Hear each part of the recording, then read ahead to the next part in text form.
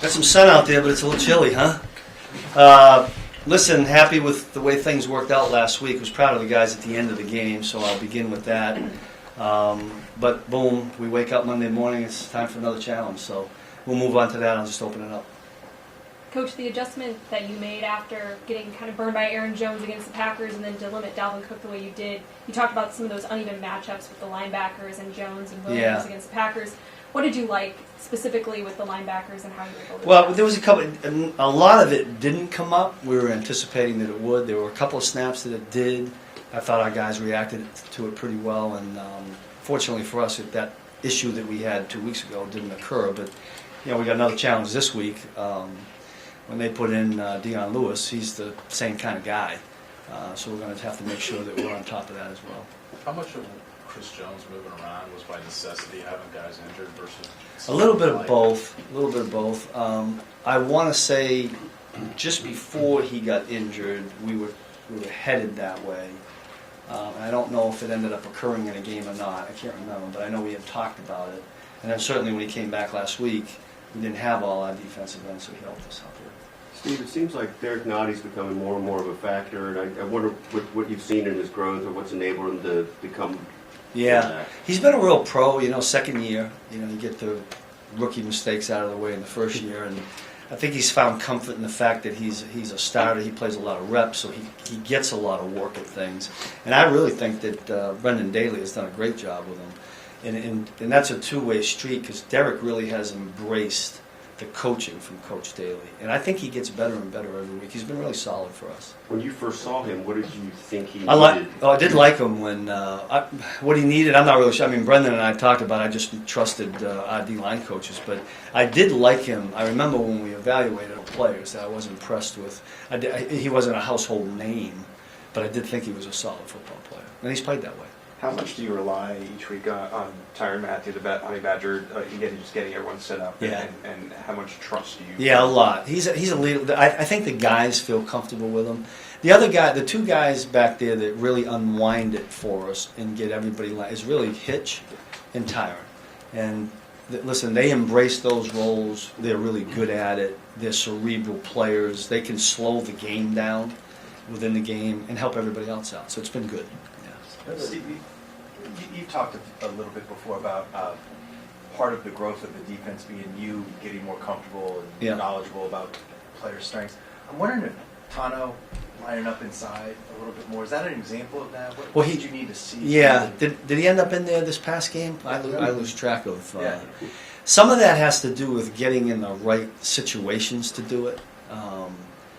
I don't know if it's something where we put him in there at a consistent basis because I think he's really comfortable and does some good things for us on the edge as a defensive end, what we call a six technique. So as long as the guys inside that have been in there can keep getting it done, I don't feel like we need to do that.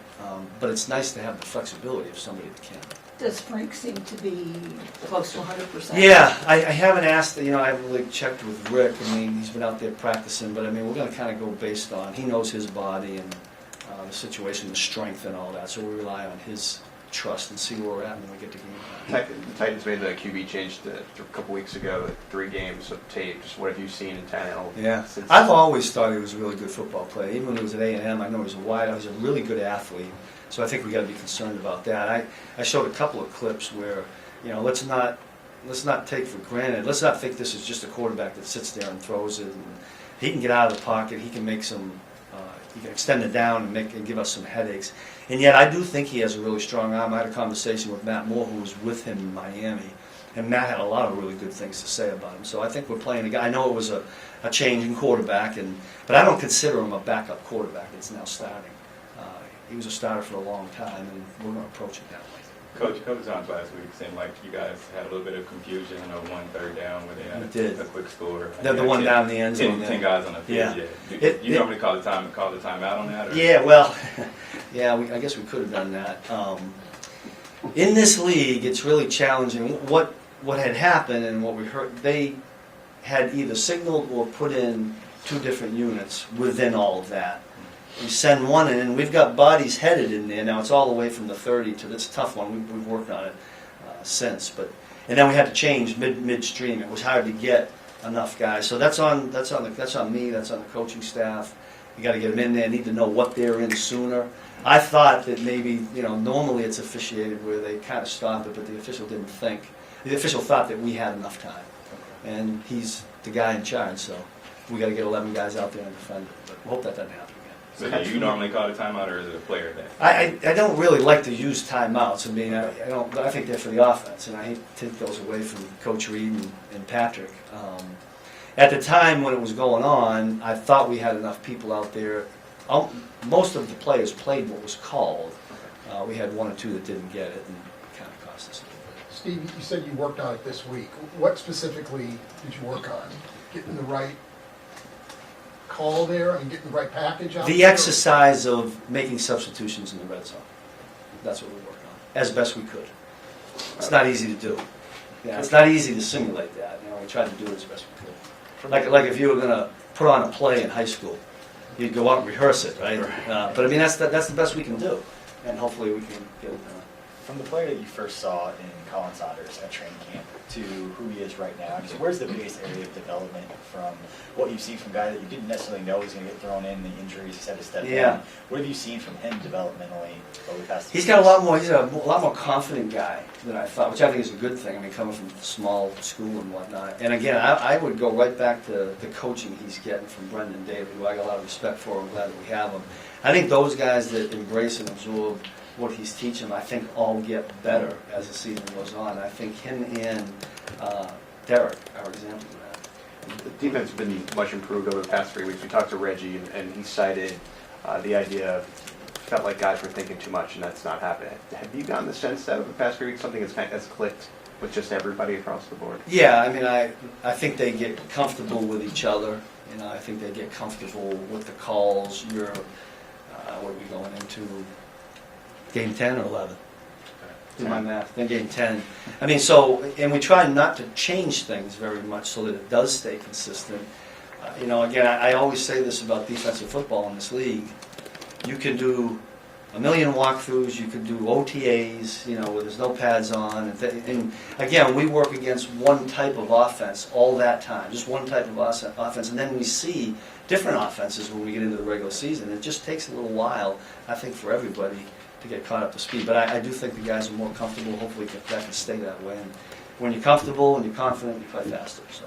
Kind of to build off that, more in an individual level. Juan Thornhill said 4 or 5 weeks in, the game started to slow down for him. What have you seen from him? Yeah, I think that would be true. I think any rookie in the league, it takes a full year before you get there. We're still living with a bunch of our rookies that are in there, we're still living with some mistakes. The position that he plays is, when they happen, it gets exposed. He's been pretty solid recently. We hope it stays that way. It's still about communication in the position he plays. Coach, with all of that being said, when you first walked around the podium, I asked you, what is the identity of your defense? Now, as you see it come together, as guys are maturing, as things are clicking, as guys are coming back from injury, what would you say now is the identity of this defense? Well, I mean, we would hope it would be a defense that plays fast and aggressive, and combine that with smart football. I mean, we're always talking about situational awareness. I think we got a ways to go in that, but it begins with I might have mentioned this way back when we talk about chasing perfection and relying on relentless. Just think defensive football comes back to that. I think probably what Reggie's talking about helps the relentless when you're more comfortable, less thinking, more playing. So hopefully we're headed that way. Every game's a little bit different. Thanks, Okay, Coach. Thanks.